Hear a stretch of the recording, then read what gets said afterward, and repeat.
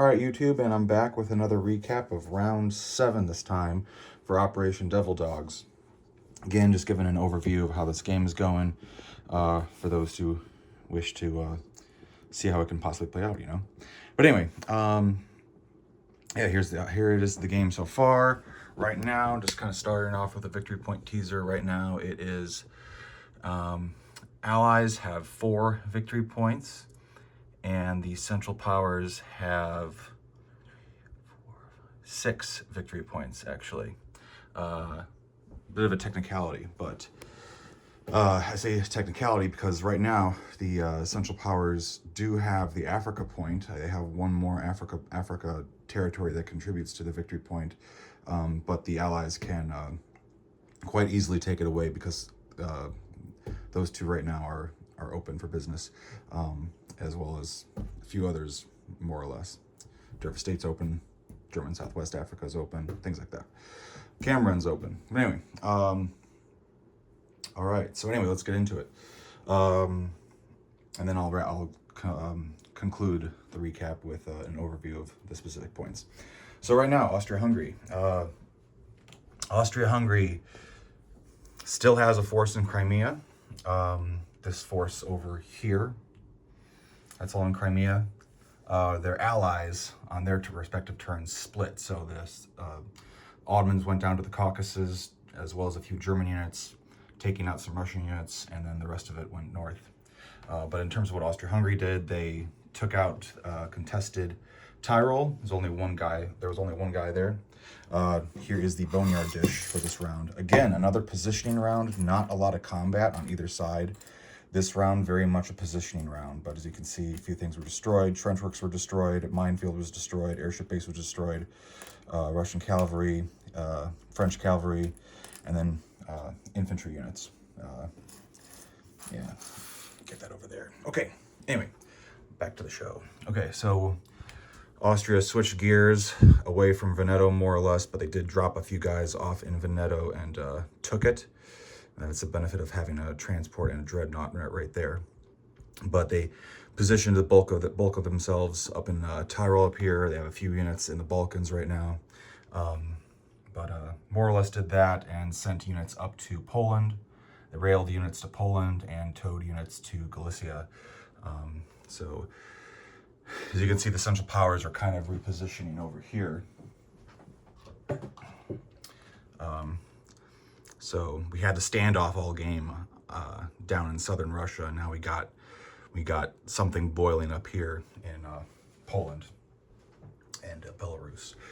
Let's see, Russia on Germany's turn was bombed successfully by Zeppelins, and they lost 6 IPCs from their income. Get sucked away immediately. They don't have to. It's not like BBR or Global where if you get bombed, you have to pay off the damage. No, your money is just sucked away immediately, basically.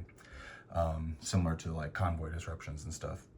Anyway, all of this stuff is down here in Volga, where it has been facing off against Crimea for quite some time. Pretty much since round 3, I want to say. Something like that.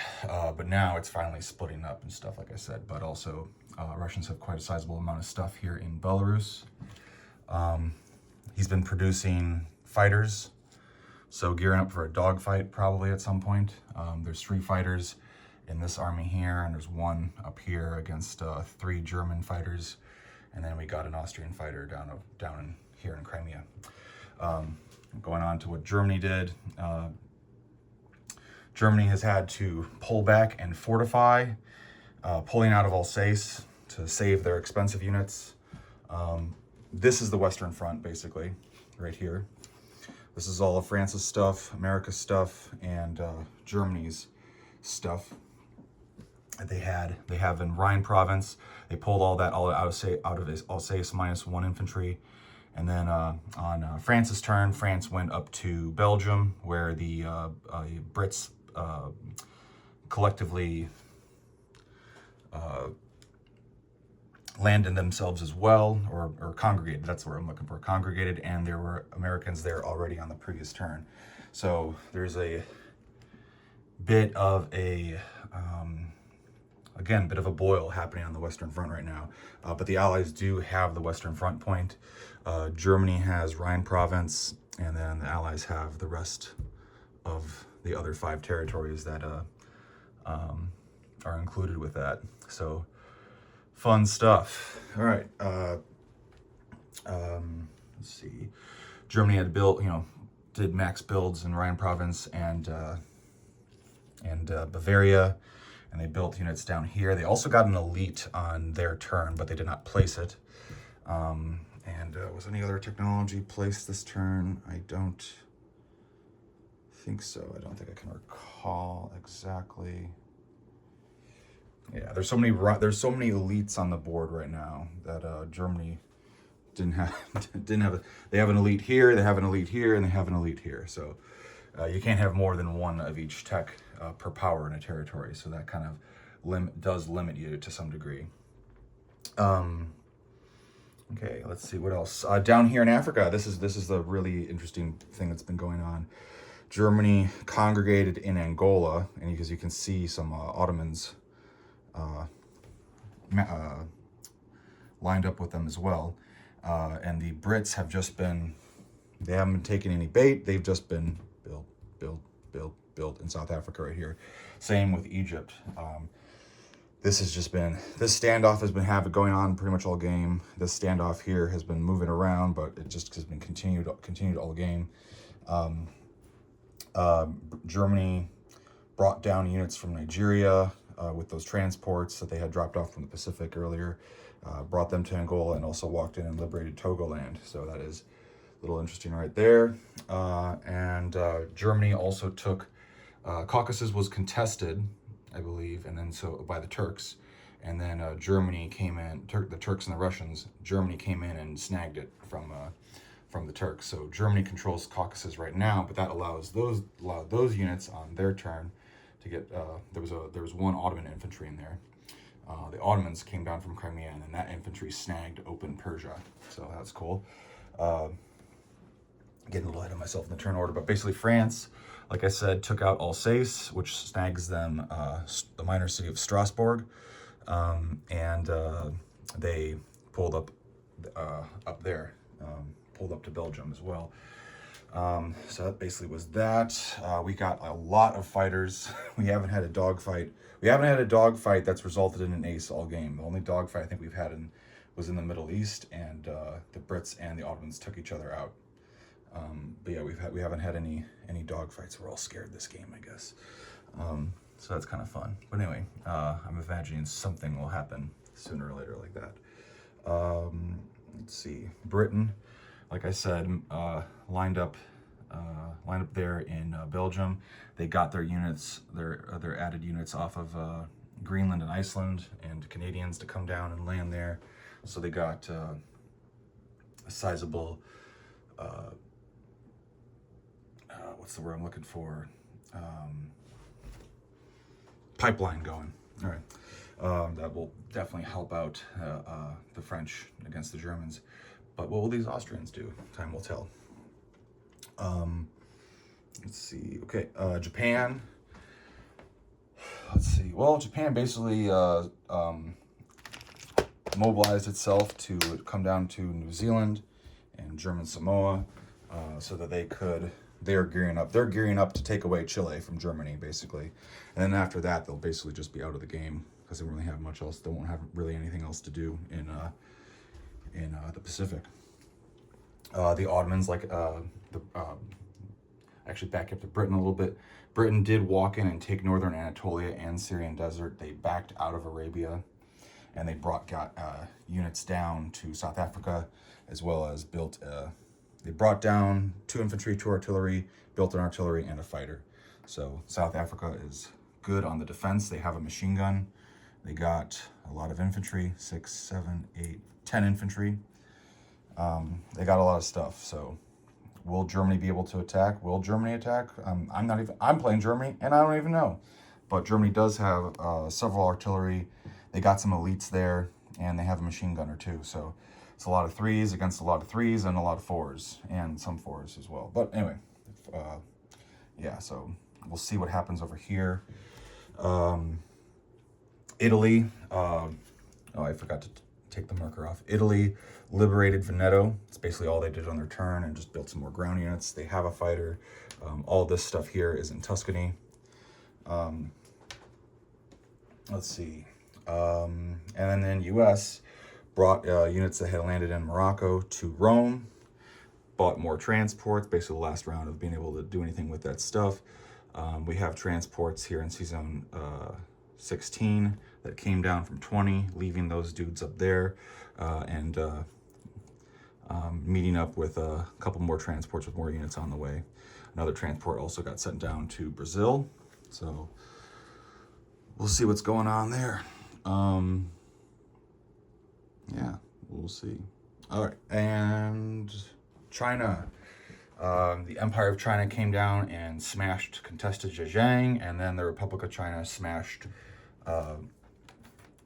Jiangsu. However, as you can see, they got robbed themselves of one hit short. They had to take out 3 units. They only got 2 hits. So that is contested, which buys this a little bit of time. We'll see. But yeah, there you go. That's the China situation happening right now. But overall, it is favorably in CP's hands. Has been for quite a time. Empire just got basically diced on it. And then that brings us to the Empire points, or not Empire points. Well, yeah, there. I guess I can address the Empire point while we're here. The Central Powers have the Empire point at 93 IPCs. Allies are behind at 77. Central Powers have the Balkans, which is 4 out of 5 of Albania, Greece, Serbia, Bulgaria, and Romania. They did not take Greece. Greece is still neutral.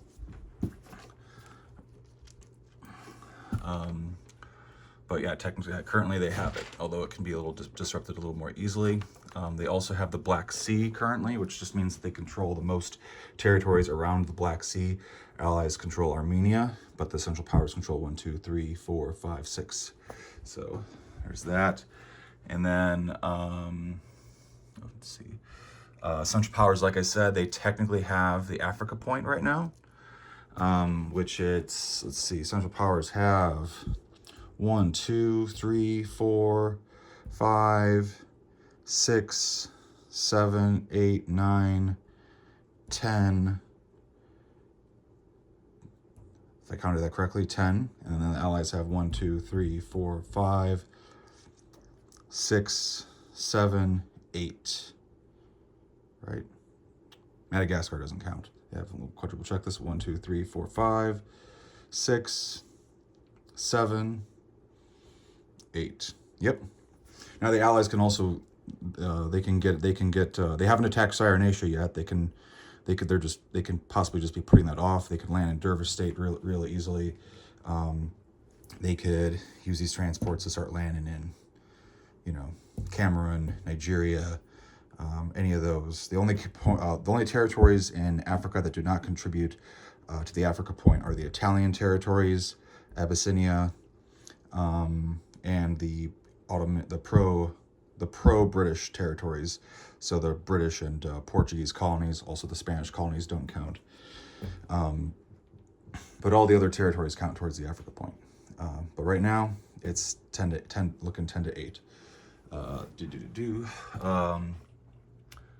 I said, Central Powers have the China point. The Allied powers now officially have the Pacific Colony point after America walked in and liberated Papua. So Allies have the Pacific Colony point.